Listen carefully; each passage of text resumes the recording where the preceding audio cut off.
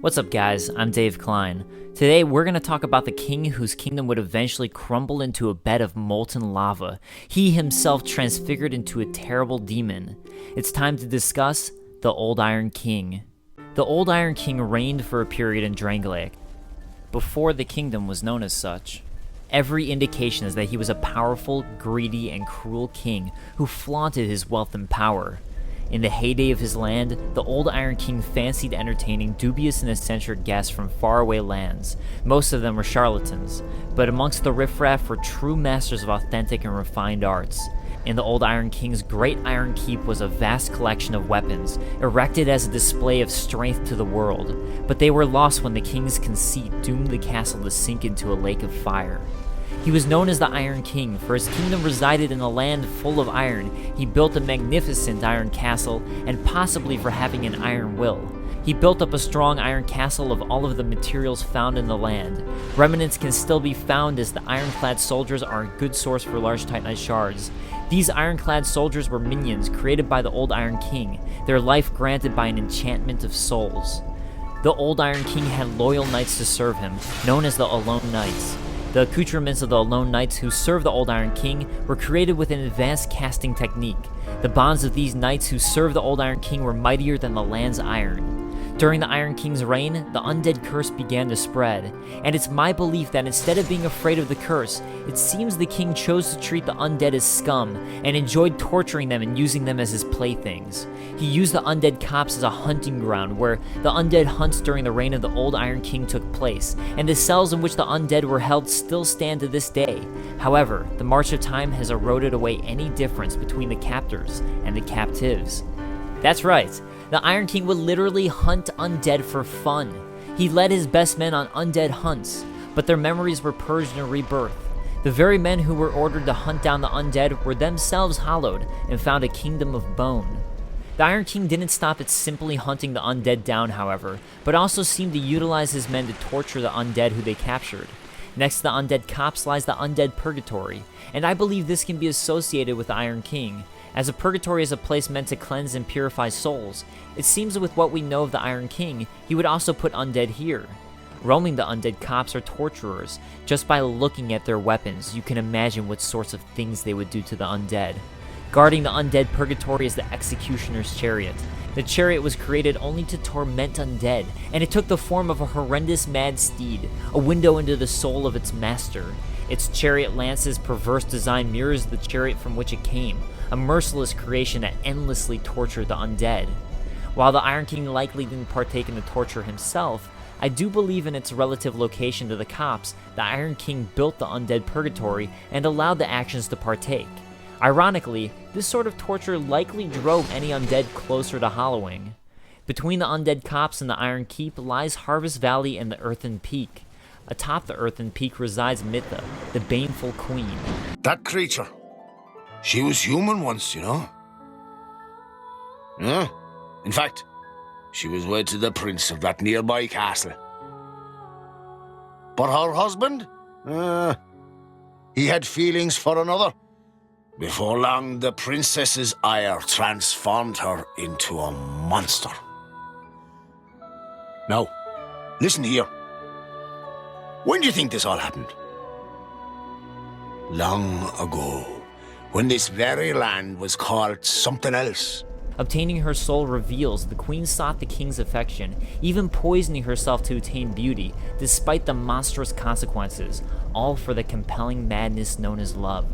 Given her relative location to the Iron Keep, and that she sought a certain king's affection, I believe Mytha was in love with the Iron King, who did not return her affections. Mytha was the fairest queen in the land until something unhinged her.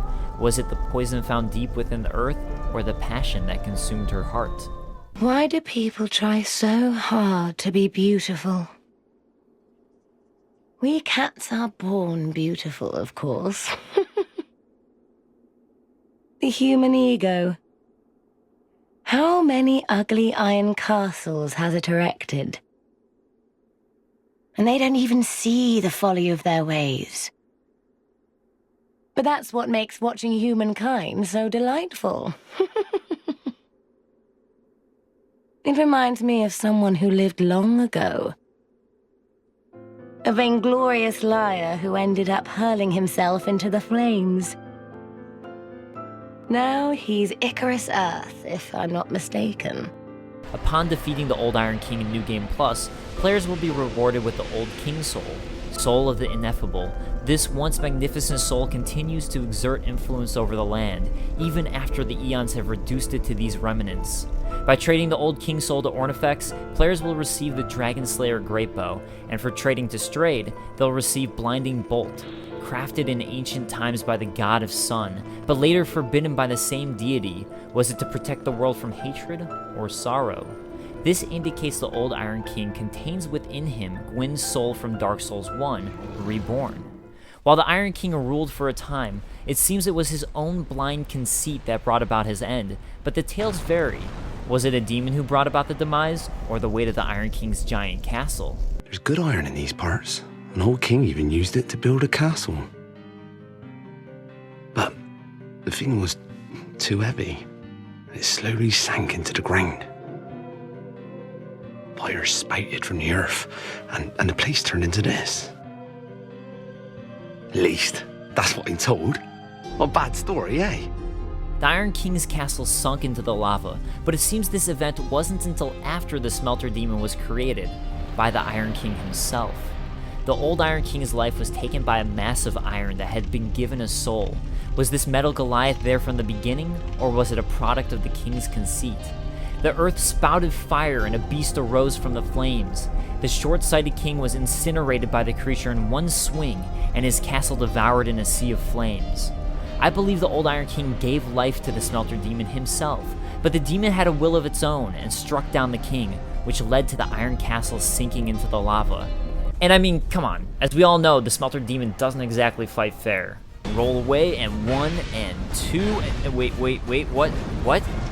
Hold on, okay, we can get out of this, no, I'm stuck against a wall, come on, you can get this, roll, no, roll! Damn it, Smelter! Hacker, he's using hacks, clearly, Smelter Demon is a hacker. Can I get him indicted? The Iron Castle sunk into a bed of lava, and the corpse of the Old Iron King became a vessel that bred Icarus Earth. So, what else can be said about the Old Iron King? It seems he represented himself with a bull. Throughout the Iron Keep, multiple bull statues can be found, including one giant bull statue outside of the keep. The statue grasps one part of the castle, almost as if it's pulling the castle down into the lava itself. But what do you guys think of this hollowed out statue? Do you think at one point it also had life in it, and perhaps was part of what dragged the Iron Keep into the lava? Or do you think it's simply a monumental statue created by the Iron King in his own conceit? Additionally, the doors of the Iron Keep can be matched to the doors of Sinner's Rise, making it possible the Sinner's Rise was actually built by the Iron King. Alright guys, that wraps up this Dark Souls 2 lore episode. What do you think of the giant bull grasping the side of the Iron Keep? And what do you think the Iron King's involvement was, if any, in the creation of the Sinner's Rise? If you'd like to see more Dark Souls 2 lore, check out my previous episodes. And I'll see you guys next time. Peace.